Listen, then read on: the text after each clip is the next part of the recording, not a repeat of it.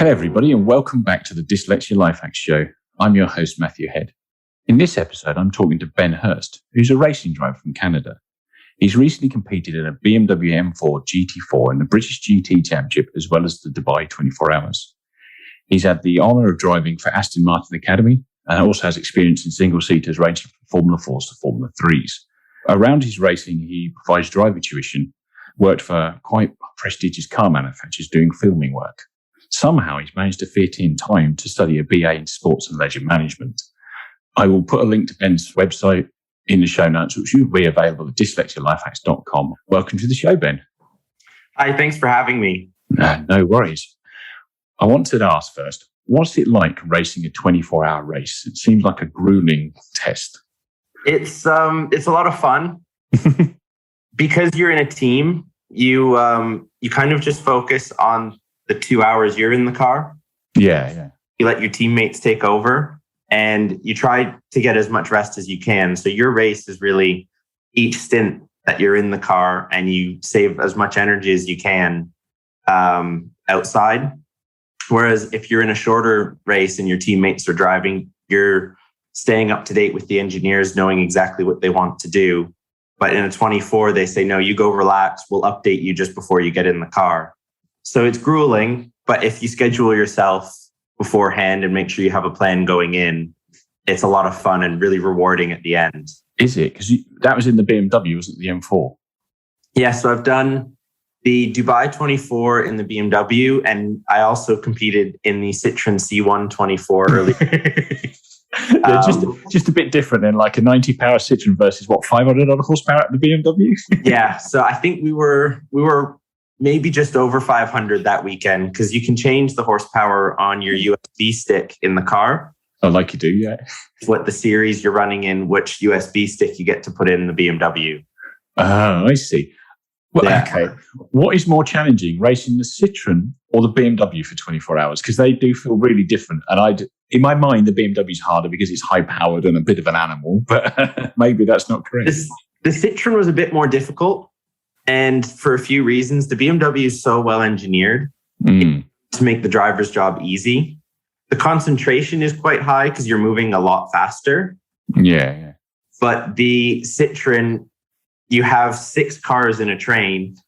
And if you miss a shift, if you don't take enough speed through a corner, you can get passed by 3 of them by the next corner. And you've got to fight your way back to the front. Whereas because there's more differences in the cars in the BMW, we were racing against Astons, McLarens. It spreads the field out a bit more. And then you kind of start battling again at the end of the race when everyone's strategies work themselves out. Ah, I see. Yeah, I can see that actually. Yeah. Having watched a few single race series, they are nose to tail where they're sort of multi stuff. Exactly.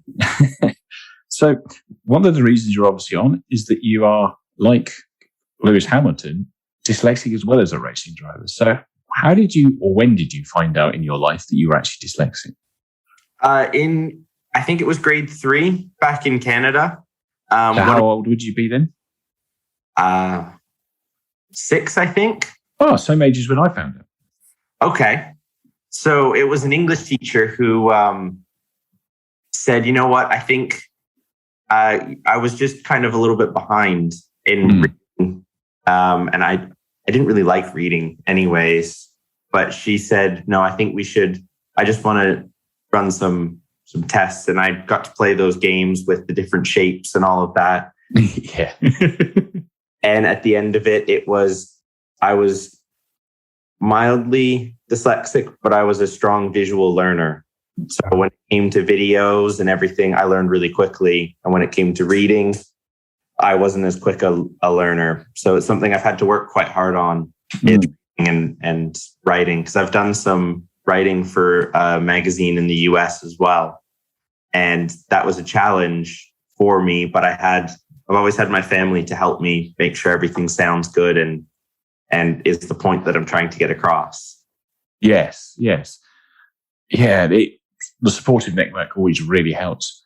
How is the Canadian school system with dyslexia? Did you get much? Because you early 20s, aren't you? So yeah, so I'm 24. We did get much help. I had a tutor from when I found out for the next 3 or 4 years afterward that my parents helped me with. And that really helped me more so get stuff in place to know how to learn better and me. And it was different strategies like that that really helped me move forward. So is that a tutor separate to the school system that your parents arranged privately? Yes, it was. I think we met once a week. Okay. Yeah. And then specifically for dyslexic teaching, any particular strategies you felt really worked for you? Not doing everything all at once. Like if you're reading a book, just break it up into smaller pieces. Yeah. And organization as well, getting yourself sorted. That's something I've had to learn recently, to be honest, is get a notebook and write down what I need to learn. So with my racing, even after we go out for a session, I sit down with my notebook and write what the weather was, what tires I was on, and what fuel load. And then I write down anything I want to talk about to the engineer with right away. And I don't forget it later on. Yes. That's something that's translated well into my racing, of having a notebook and writing stuff down as I remember it and going from there. I must admit, I do the same. I've always got an open notebook on the right hand side of my desk with a pen sat on it. Yeah. I know what you mean, because I imagine, particularly in racing with a high pressure environment, you come in the pits and your engineer wants to go, right, what was right and wrong with the car? How can we get it to go faster? Tell me this. Exactly. And you're like, really overwhelmed. Yeah, so that was something that took me a while. One of my engineers in Canada had a driver who had one of his buttons on his steering wheel as a marker button for data. Yes. And if he had a massive oversteer or a moment during the lap, he would press the marker button and they would go back through the data. And I've never set that up on one of mine, but I've always kept that in my head, and I can see where I've made the mistake in the data now, because I'll know what other stuff happened on that lap. I try to remember, and then you can find out like what cars overtook me as almost a reference point of where to look. Yeah, Triumph did a similar thing whenever we had a tester out on a bike. If he got, because we're in prototype bikes, so you can imagine prototype engine mapping is entertaining sometimes. Yeah. He would flash the headlights or toot the horn, and you'd have that track in the data system. And when the spike goes up, right, something went wrong there. Let's have a look. That's actually really good. I never thought to flash the headlights. When I raced in British Formula 3, we weren't allowed to change any buttons on the steering wheel. Yeah. And same with Aston and BMW. They were fixed to the regulations. Mm-hmm. So it would actually be quite a good idea to flash the headlights or something, because you can always see a switch go on the data. Yeah. You just get a flat trace with a spike in it, and then there you go. So, how did you get started in racing? Because if you had picked up dyslexia at 6, did you get started in racing at a similar time? No, I started a lot later than most people do. I started when I was 16. Oh, okay. So I was desperate to start racing. As a birthday present one year, my dad got me a racing school course. Nice. In Canada. And I did. It was a 3-day course, and at the end of it, you got your racing license. And we had a race at the end, and I finished second. But we were racing the instructors, and the instructors blocked me from racing the guy who won. So I was close to winning, but always close to winning. So from then I met another team back in Canada who wanted me to join them. And I won Rookie of the Year in my first season. Oh, wow. From there, 2 years later, I was the champion in Canada and won a scholarship to race in the UK at the Formula Ford Festival at Brands Hatch. Oh, nice. Yeah. So qualified 6th, and then I was taken out in the race. A car on the second lap, I think I made it into the final. But in that event, it's all about making it to the final. It's so tough. There was 75 or 80 cars. Wow. 80 spots in the final. Yeah, Brands Hatch ain't a big track to put a formula for any car around. No, it isn't. It's just faces. No, it really isn't. 80 cars. Wow, that's impressive. How do you, you've mentioned about your sort of dyslexia at school and stuff. Did yours particularly manifest in any certain way? You did touch on writing articles and reading and organizational skills. Yeah, that's how it affects me the most, is especially reading. My mum would say I've always been a horrible reader. It's having the patience to sit down and do it because it takes me so long. I get frustrated. And other kids in class, or even my sister, loves reading. And it's like, yeah, I've just finished this giant book in 3 days. And I'm like, I'd be nowhere in 3 days. Oh, yeah. Yeah, I know that feeling. Did you find a particular subject you were really into, though? Like, for myself, I struggled with English, but directly we got into science, and particularly when it got to mechanical things, I'd be away with the races. That's very similar with me. If it was something I was interested in, it was like a switch turns on and I was night and day, and it went really well. If it was something I struggled with and I wasn't interested in, it was really difficult. Yeah. Definitely engineering is where I get very interested. My math wasn't up to what it needed to be to get into engineering university, but also as racing driver, most drivers go to engineering so they can work on the car. But I've learned how to set up the car and everything through my racing. But the business side of it is what a lot of drivers struggled with. So that's why I did management and leadership and leisure, which it was called sports management originally, and they changed the name partway through my program. So it worked out really well because I worked at the Renault Formula One factory in the sponsorship department, and they've taught me how to go about ways of getting sponsors. Okay. Because I was going to ask you about that, because in my mind, at your level with the racing, you're kind of a self-employed driver. So what is the business of being a racing driver like? At the moment with COVID, it's not great. No. There's no excess marketing budgets or anything to go around for drivers. So that's the reason I'm not racing this year, is getting the sponsorship is usually difficult, but in this climate, it's even more difficult. But you really have to it's all about making connections, and you've got to sort it out on your own. So you can go to a team and say, I want to race for you. And if they like you and you've got the right license, you're a good driver, they'll take you on. But then you've got to find the sponsorship to get that paid for, really, at the end of the day. So you're bringing money into the team, or is that sponsorship so you can live? You can do both. So I know drivers who bring some money into the team, but they keep working at their sponsorship and can earn themselves a salary as well out of it. Okay, I see. So you're effectively not having to pay to drive the car, but you're not being paid to drive the car. Exactly. And that's most racing drivers at the moment. Yeah. Unless you're in the sort of top level sports on the team. Exactly. In a Porsche factory seat or F1, or all the money's right at that top level. Yeah, because I understand even like a touring car driver is not necessarily paid unless they're the top factory drivers. Yeah. So it's a difficult business that way. And if you can find a driver who likes you and has a huge budget, they're willing to pay. Other way as well. So either someone just starting out with a really big budget, they'll have you as their teammate and they pay for the racing, and your way up with them. Oh, okay. Oh, I see. So that they got the money and the resources, but they really want you as a teammate, because ultimately you're all competitive animals and want to win everything, don't you? Exactly. Yeah. That's kind of curious. And so you're effectively almost like an entrepreneur, but your product is your ability to drive cars fast. Exactly.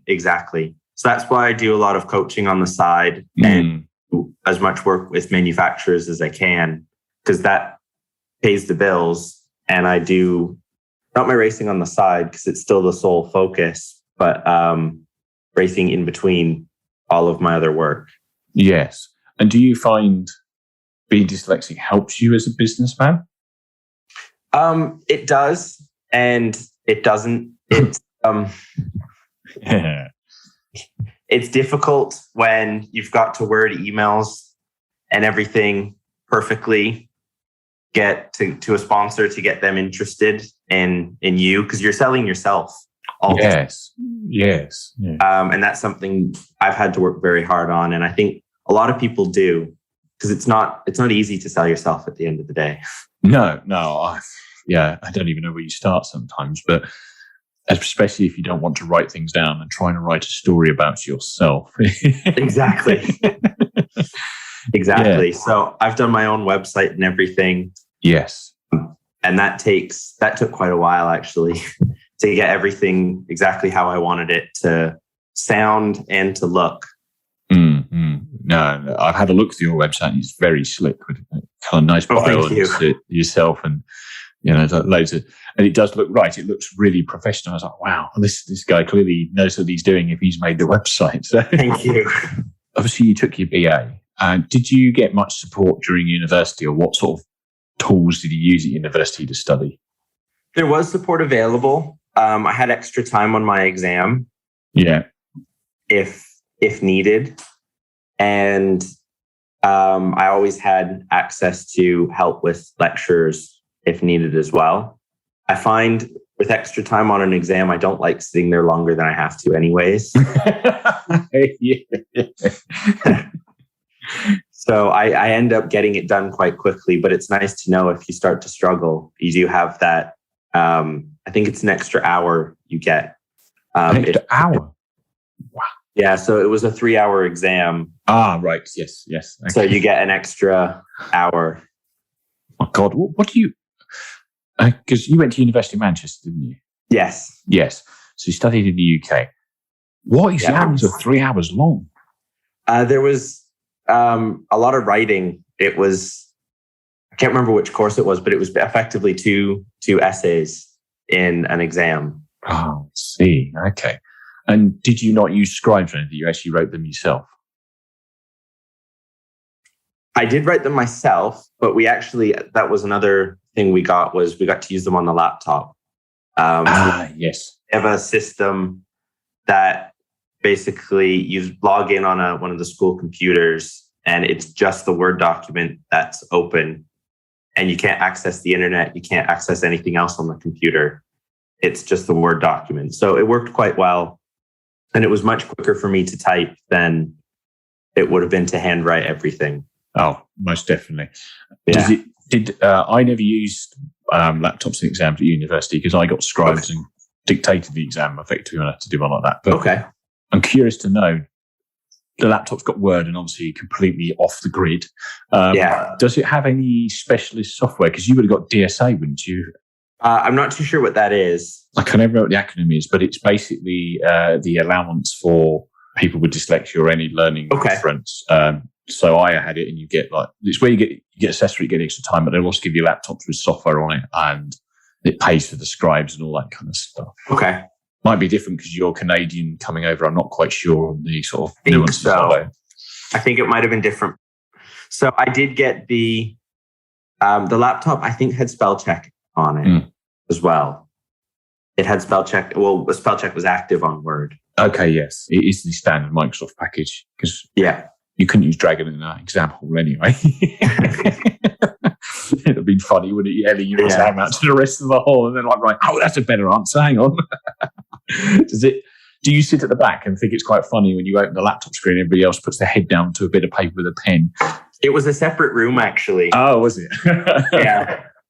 I had this vision of being stood at the front of the room and there's all these people with paper, and there you are with a laptop screen. Typing away. I'm not on Google Honest. That's cool. I can't totally understand where you're coming from. Having the management degree allows you to be better at the business of racing drive, where the engineering degree, I guess, allows you to be better at understanding the car, which, being an engineer myself, I get that. Let's have a look at how you think dyslexia may help you driving. A few famous racing drivers, dyslexic, Jackie Stewart and Lewis Hamilton being F1 drivers. Jackie always mentioned he felt like he was ahead of the car, like his brain was already in the turn, even though he hadn't got there yet. Yeah. So how do you feel it comes up yourself? I think I'm able to apply what we speak about and different techniques, especially when we're looking through data. I'm able to apply that quite well to my driving. And I think Jackie Stewart also has incredible hand-eye coordination. And I think that's also part of it, is that's where I'm quite good of, I can look at the data, and if I see it visually, I know you need to be on the throttle just a little bit earlier than the next lap you look at, that you've gone out and fixed it, and it's fixed and it's exactly where it needed to be. Or we need a little bit more pressure on the brakes. And you're not talking big changes, but I'm able to do those little details. And I've seen some other drivers have a bit more trouble with that. So I think that could be also why I've done so well learning it since I was 16 and I didn't go-kart. Mm-hmm. Yeah, because that's not the normal route to start late to not race go-karts, is it? Everybody cuts their teeth at go-karting normally. Exactly. So just walk me through it. So, but I'm a big motor racing fan, but for people who are not into motor racing, I kind of totally understand what you're talking about. But you'll come back in the pits after a race session. Yep. Out the car. The race engineer's got all the telemetry up on the screen. And then you're having like a coaching session almost in terms of... Yeah, so the engineer's there to make sure the car is running at its optimum. And that includes the setup and how the tires are being used, and including how the brakes are used, how the throttle is applied and everything. So it's a coaching session, but it's specific to what's going on that day.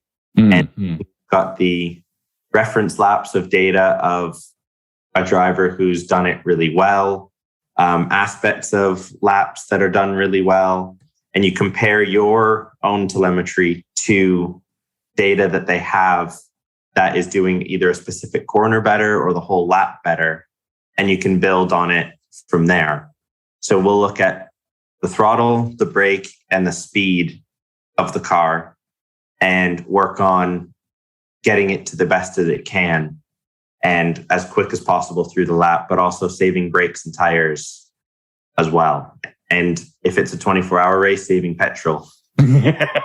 Yes. Yeah, there's actually... I used to think it was about aggressive pushing, but and this is only from my experience of messing around with motorbikes and doing go-karting as a sort of leisure activity.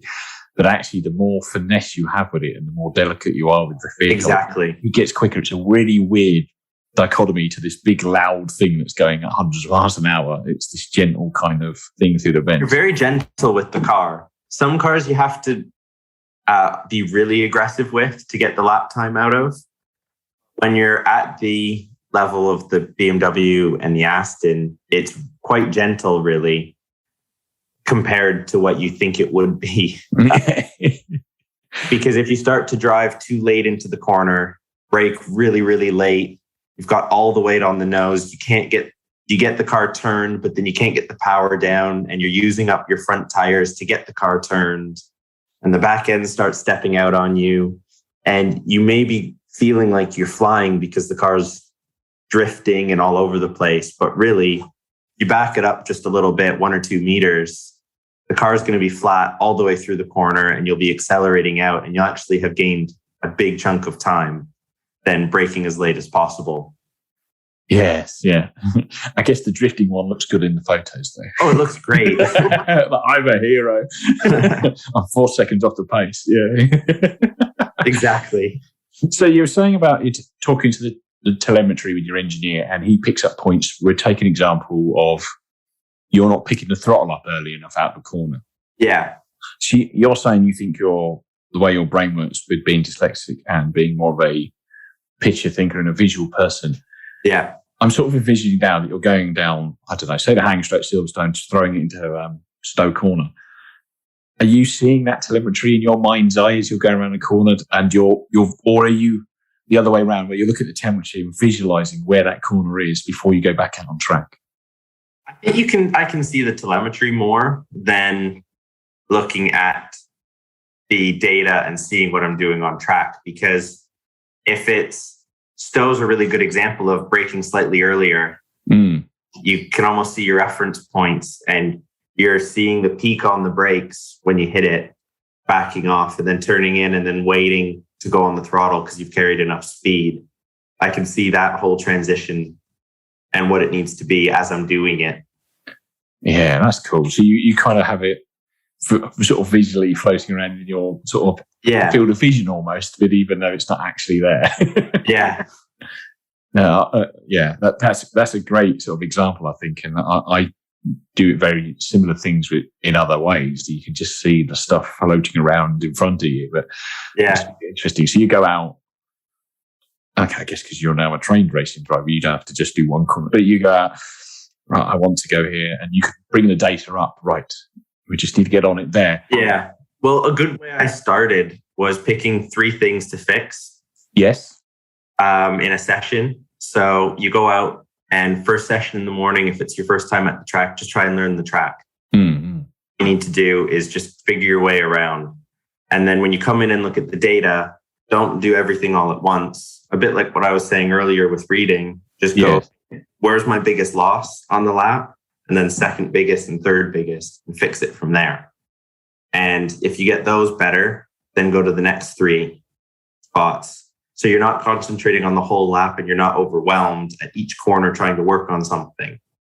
Yes. Yeah, that makes sense. Break it down. It's like any big problem, it needs to be overwhelming. Exactly. Do you find, with the analogy of seeing the data and getting on earlier, I'm thinking maybe somebody who's not a visual learner has to go out and try 3 or 4 different sort of throttle on points and then come back and check his data and see where they are and then go back out. Where you can almost iterate live on the track as you're doing laps? I always try different stuff, see what works, because you might find a better way of doing it. You might find you most likely will find a worse way of doing it. Yeah. So I always try 2 or 3 things to see if it works, and then look at the data and you can compare each of those laps with each other. And okay, that was actually, it might not have been a better lap in general, but what you did there actually worked quite well. Yeah. Because you now do tuition. So how are you finding, because you seem quite good at explaining what's going on with the car. That's, to me, seems like a dyslexia thing as well. Do you find that really helps when you're teaching other people how to drive fast?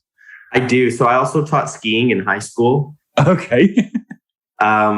And that kind of started off me trying to explain how the skis worked. When you start teaching adults, they're scared, but if you teach them how the ski actually works and how, you will stop your edging really, really, really hard. And it's like, oh, okay, that actually makes sense now.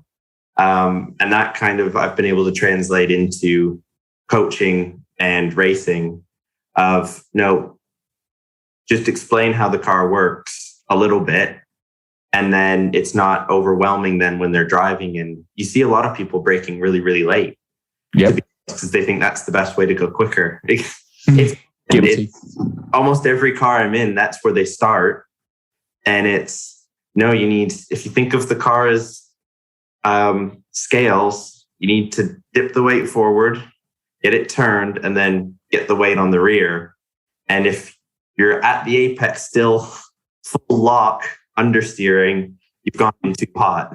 That's a very good analogy of the weight transfer. It's it's so tempting. Like, I just need to brake later and later and later until the ABS is on and the tires are squealing at you. Exactly. I had one recently and I said, no, you've got to just keep a little bit of brake pressure on all the way into that apex, because it was an M2. And knows if you keep just a little bit of brake pressure on, it keeps the front exactly where you want it. Okay. And you roll off of it and you can build the throttle and you can get the car turned better and get to throttle sooner. But they were obviously nervous about keeping a bit of brake on, because if you're braking late, like he was, you will spin because all the weight's forward. And it's an unnatural thing to want to do, is brake into the corner if you're braking that hard and that late.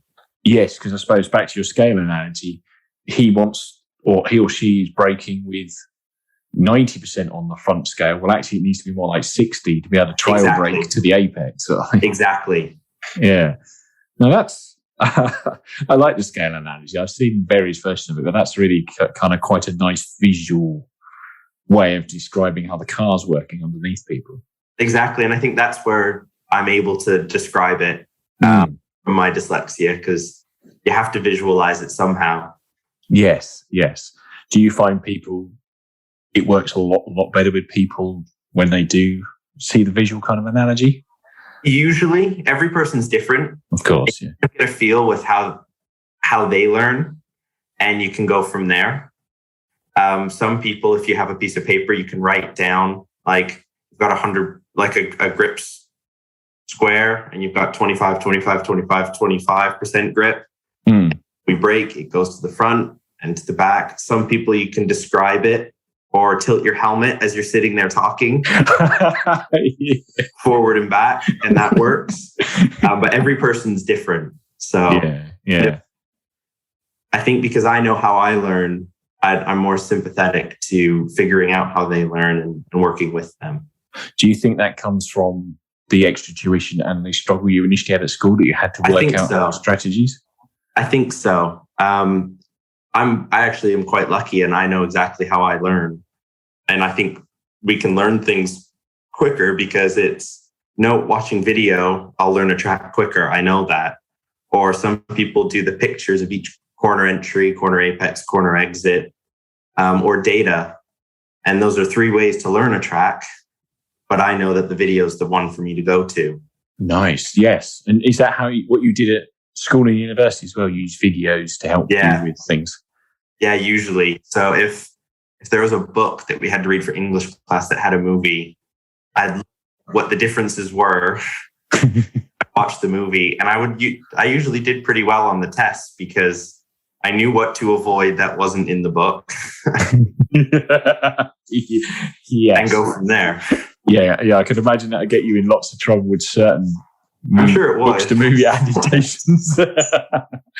I'm just thinking about Without Remorse. It's nothing like the book at all. That's why you always have to look it up first. Yes, yeah. Or you're in for 3 hours with The Hobbit. Exactly. Where did this come from? Yeah. And that's. I do a very similar thing. I was the same at uni. If I was struggling for maths or something, I'd use like Khan's Academy or various YouTube sites that would have them doing the equations live on video, and that kind of helped. YouTube's great for that. Yeah, it's brilliant. Yes. Yeah, it certainly is. Do you find you use audiobooks as well for consuming information? I was traveling around the UK a lot in university for racing and for training. But I couldn't drive. So I listened to audiobooks quite a lot while I was on the train.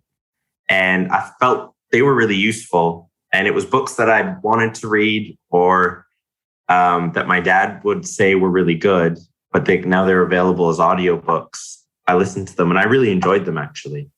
Yes. Yeah. You've already touched on not being a fan of consuming major novels in written form, I suppose. Yeah, a lifesaver for that. Yeah. You also have to drive quite a few different cars, I imagine. If you're doing coaching for various different track days, then racing a GT car at the weekend, and then maybe going to whoever car manufacturers do some high speed work. Yeah. How do you find the switch between it? And does your visual skills help you with that? I think so. I think that every car is different. Yeah. But my passion is cars. I like to have a basic understanding of all cars that I could be in. So when I go to a track day to coach, I'll know that a McLaren's electronics are very, very good. And you can teach your customer to kind of work with them.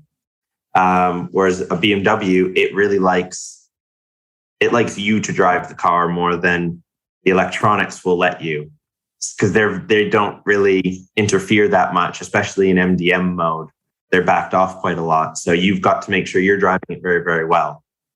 I see. Each car is so different in that aspect, but if I have a basic understanding of what they're doing, then you can help coach a lot better.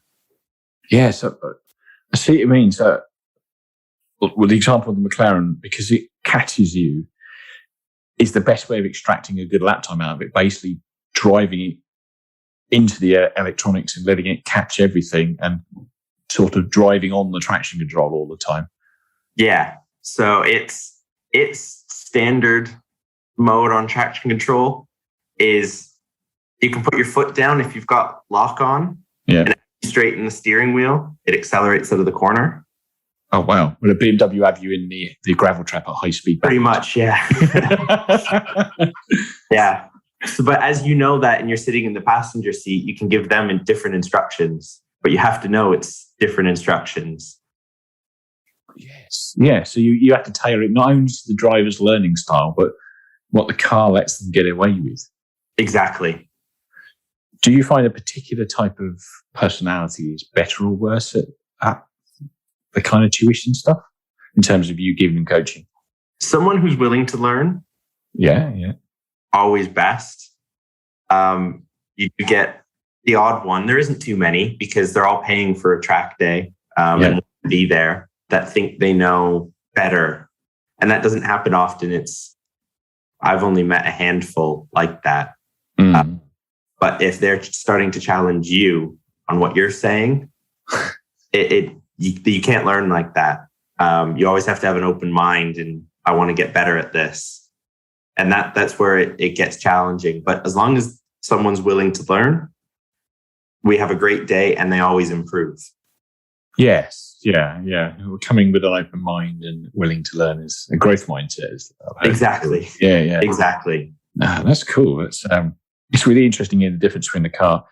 And I imagine being the visual person that you are, do you just consume a few YouTube videos and reviews on the car you've got of the day, particularly if it's not one you're familiar with, and you kind of feel ready to go?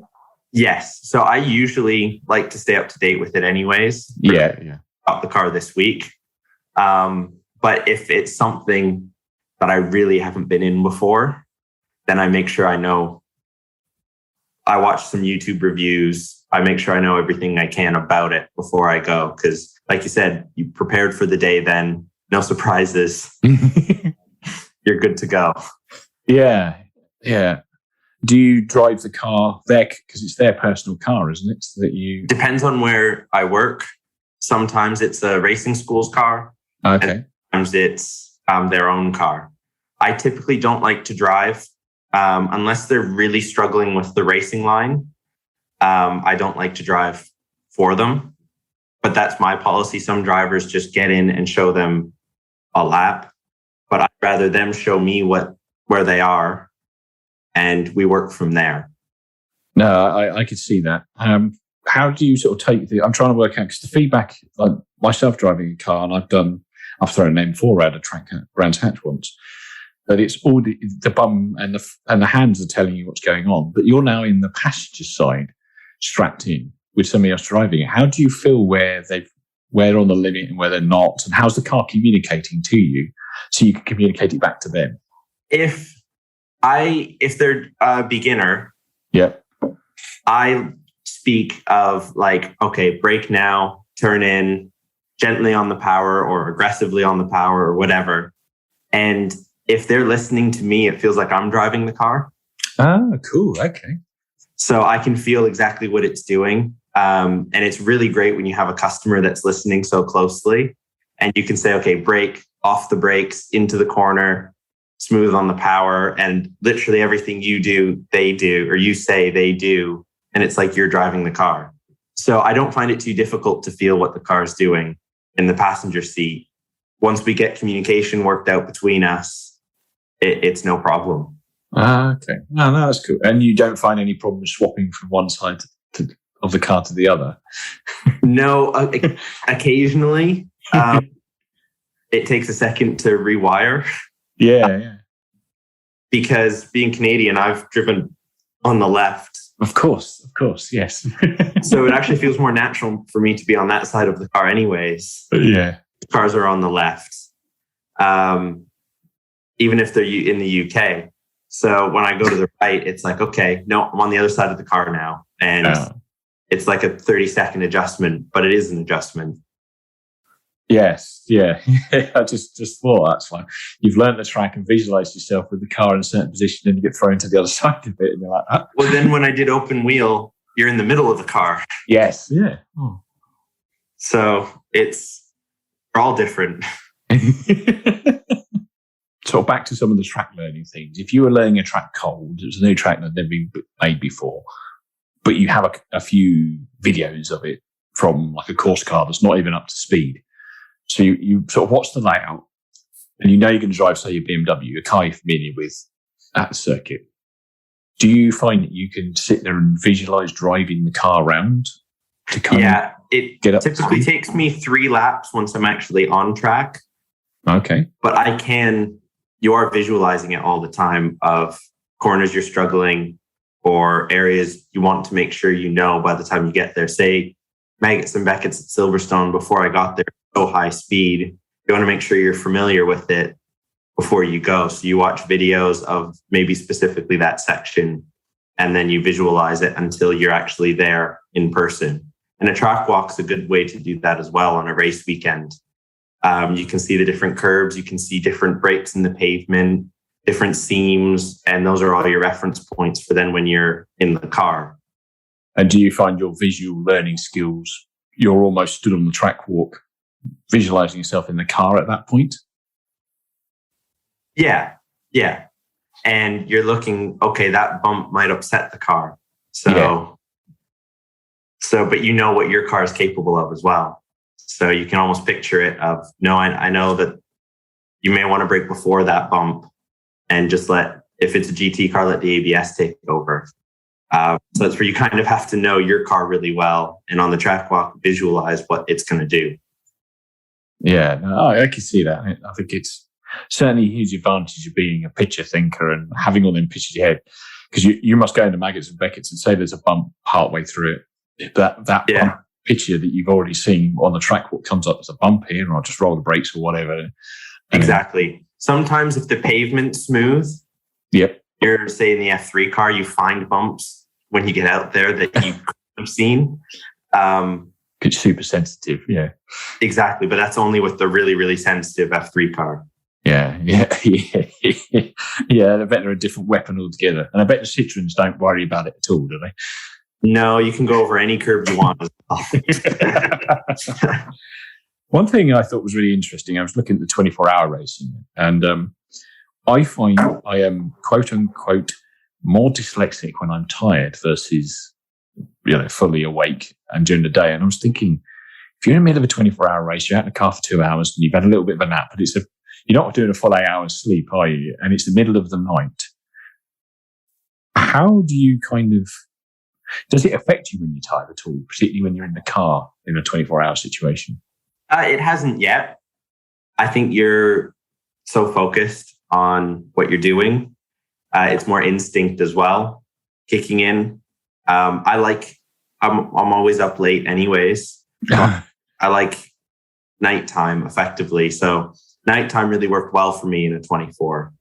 I liked the dark and I just enjoyed it. Some drivers don't, some drivers do, but I loved it. And then early morning is when I would have a nap. Like you said, it's not a full 8 hours. It's maybe 2. And then you're back up and ready to go. But I didn't find it's affected me. No, that's cool. Yeah. Because I actually saw on your profile that you have experience of racing in the dark, in the rain, on a track that's not lit up. Now, that sounds mad. It was fun. What, in a 500 horsepower car? Yeah. And that's when you really have to make sure you know what the car is going to do, because you can't see your reference points. They're all gone. Yeah. Different ones for the night. And you're just looking at the track ahead. Okay. Does the visual thing help you with that? Because you've already got the visual picture. Probably. Definitely. Because you already know kind of where you're going. You know where you are on the track. You know what's next. Yeah. I can see that. You're almost putting the pictures, in my analogy, you're almost putting the pictures of the track from the day in to fill in all the blanks that you can't see with the rain on the screen. Yeah. That's Yeah, no, that's kind of interesting. I wonder how many racing drivers are actually dyslexic, because kind of big names are, but I wonder how many through the ranks. I'm sure a lot are, and it's just it's not been found. Yeah, because it's always a joke sometimes that they got so focused on racing that they didn't necessarily stick at school. But I wonder if it's actually a frustration of school not working for them and them loving racing and being drawn to that. Been interesting to look into. So it's great that Lewis and Jackie do some advocacy for it. I've seen Lewis put stuff up about it recently. So that's brilliant. What I'm going to do, I'm going to start winding it down to, I've got a few rapid fire questions I'd like to finish the podcast. Okay, sounds good. They don't need quick answers from you, but they're quick questions from me. So the first one is, what prejudice have you had about dyslexia that has been proven wrong? That's a good question. I'm really not too sure. I've never thought about it in a negative way. So I tried not to let it get to me. So I honestly am not sure which, if any, if I've probably there has been, but I don't really remember, if that makes sense. I think you're a shining example of, and hats off to your parents, getting the right tuition in at the right time to help you with it, to not get any of the kind of emotional stuff about it, I think. Yeah. No, it's frustrating because it shouldn't be an issue. Yes, I completely agree. It really shouldn't. So it's frustrating when you see people who have had a tough time with it. Yeah, it's such a shame. The language is now changing, but it's got a long way to go. But it is. You do sound like a really good example of getting the right things in early. Yeah, no, my parents did a good job with all of that. Yeah, that's brilliant. Okay, the next question is, if an alien came down, how would you describe dyslexia to them? Thinking differently. And conventional thinking is probably a good description, because we just do think differently. And I think that's why you see some are really, really successful. Quite a lot are. Yeah, I agree. There's more and more successful dyslexics coming out of the woodwork every day. Exactly. It feels like now, doesn't it? It's really nice to see it. It's really inspirational for everybody. And my last question, considering this is the Dyslexia Life Hacks show, do you have any dyslexia life hacks? A notebook. Yes. Yeah, definitely my notebook for everything. Is it always by your side, clutching onto it? Always in my backpack. Do you have this is me geeking out here. I always have a notebook and a Parker Jotter because it's just the pen I like using. Do you have like a particular pen with it? I have a Porsche pen that I used. I got it when I worked at Porsche. And always in my backpack as well. Show off, Porsche pen. It's the cheap ones, just plastic and Porsche down the side. No, it's funny how you get little routines like that. Certain type of notepad. Like, this notepad's brilliant, and then a pen to go with it. Exactly. Is there anything else you'd like to add, or where can people find you if they want to find you? Instagram, my website. Anyone wants to have a chat or anything, just send me a message. No problem. I will link them in the show notes, which will be available at Dyslexia Life Hacks. And I want to thank you very much for taking the time to talk to me. It's been really interesting, and I think I've had a bit of fun talking about racing with somebody, which is always good fun. Me too. Thank you for having me. I really enjoyed it. Yeah, and thank you everybody else for taking the time to listen. I will see you in the next episode. Goodbye.